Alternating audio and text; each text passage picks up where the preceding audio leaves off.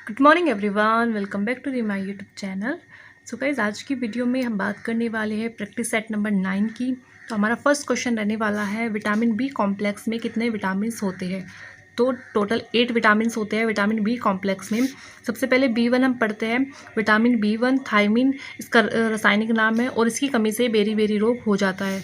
Vitamin B2 riboflavin और इसकी कमी से त्वचा का फटना। विटामिन B3 निकोटिनेमाइड अम्ल और इसकी कमी से पेलाग्रा रोग हो जाता है। विटामिन B5 पेंटाथेनिक अम्ल, इसकी कमी से चर्म रोग हो जाता है। विटामिन B6 पायरिडॉक्सिन, इसकी कमी से एनीमिया रोग हो जाता है। विटामिन B7 बायोटिन, जिसकी कमी से चर्म रोग हो जाता है। Vitamin B9 folic acid and vitamin B12 cobalamin, जिसकी कमी से पांडु रोग हो जाता है। तो हमने यहाँ पे सारे विटामिन बी के जितने भी कॉम्प्लेक्स थे सारे हमने पढ़ लिए और उसकी कमी से क्या क्या रोग होते हैं वो भी देख लिए। नेक्स्ट क्वेश्चन है, भगवान गौतम बुद्ध के जीवन काल के दौरान 7वीं और 6ठी शताब्दी ईसा पूर्व में कितने महान शक्तियाँ मतलब कि महाजनपद अस्तित्व में थे। तो कितने थे? 16 थे। और गौतम बुद्ध का जन्म 563 ईसा पूर्व में कपिल वस्तु के लुम्बिनी नामक ग्राम में हुआ था। अब हम कुछ महाजनपद देखेंगे और उनकी राजधानी। वत्स की राजधानी है कौशाम्बी, काशी की वाराणसी, अंग की चंपा, मगध की गिरिव्रज या राजगृह। ठीक है। नेक्स्ट हम पढ़ेंगे, वज्जी की है वैशाली, मिथिला, विधेय, कौशल की श्रावस्ती है, अवंती की उज्जैन, महिष्मती, मल्ला की कुशीवती और कुशीनारा, पंचाल की अहिछत्र, कंपल्य, चेदी की शक्तिमती, कुरु की इंद्रप्रस्थ, मत्स्य की विराटनगर, गंधार की तक्षशिला, अस्मक की पोटन या पोटली, सूरसेन की मथुरा और कंबोज की हाटक या राजपुर। ठीक है। तो ये महाजनपद थे और इनकी कुछ राजधानी थी। ठीक है। मौर्य वंश में किस राजवंश के बाद मगध पर शासन किया था? मौर्य वंश ने किस राजवंश के बाद मगध पर शासन किया था? तो नंद वंश के बाद। ठीक है। सबसे पहले आया था हर्यक वंश हमारा, जो कि 544 ईसा पूर्व से 412 ईसा पूर्व तक रहा है। फिर आया उसके बाद शिशुनाग वंश, जो 412 से 344 तक रहा। फिर आया हमारा नंद वंश, जो 344 से 324 तक रहा। और सबसे लास्ट में था हमारा मौर्य वंश, जो 322 ईसा पूर्व से 184 ईसा पूर्व तक रहा है। ठीक है। नेक्स्ट क्वेश्चन है, स्वामी विवेकानंद के गुरु कौन थे? रामकृष्ण परमहंस। इन्होंने अपने गुरु रामकृष्ण परमहंस की स्मृति में 1 मई 1897 को कलकत्ता के पास 12 नगर में रामकृष्ण मिशन की स्थापना की थी। स्वामी विवेकानंद का जन्म 12 जनवरी 1863 में हुआ था और 1893 में अमेरिका के शिकागो में विश्व धर्म सम्मेलन में भारत का प्रतिनिधित्व किया था। किसने? स्वामी विवेकानंद ने। रामकृष्ण मिशन की शुरुआत कहाँ से हुई थी? तो बंगाल से हुई थी। धर्म सभा के संस्थापक कौन थे? राधाकांत देव। ठीक है। नेक्स्ट क्वेश्चन है, गोलमेल सम्मेलन से 3 गोलमाल सम्मेलन हुए। सबसे पहला हमारा गोलमेल सम्मेलन 12 नवंबर 1930 से 19 जनवरी 1931 तक चला, जो कि लंदन में हुआ था। सेकंड गोलमेल सम्मेलन 7 सितंबर 1931 से 1 दिसंबर 1931 में। सेकंड वाला हमारा हुआ था यूनाइटेड किंगडम में।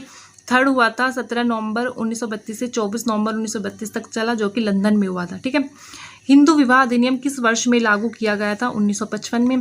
भारत की संसद में कौन कौन शामिल है? भाग 5 आर्टिकल 69 में यह उपबंध है कि संघ के लिए एक संसद होगी और जो भारत के राष्ट्रपति, राज्यसभा, लोकसभा से मिलकर बनी होगी। ठीक है।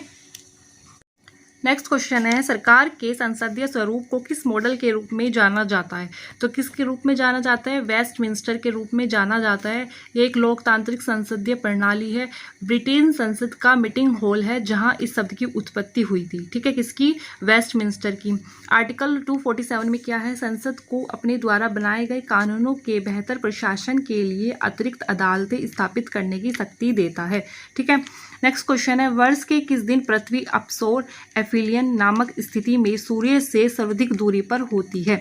तो इसको अपसोर बोलते हैं जब सूर्य से सर्वाधिक दूरी पर होती है पृथ्वी। ठीक है।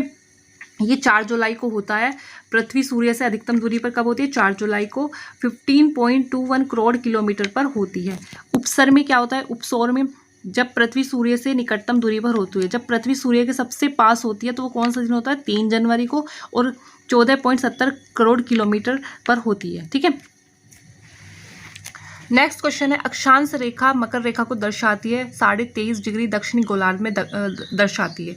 कर्क रेखा 8 राज्य से गुजरती है। कौन कौन से 8 राज्य है? मैंने पिछले प्रैक्टिस सेट में आपको बताया, तो आपने वहाँ पे पढ़ लिया होगा।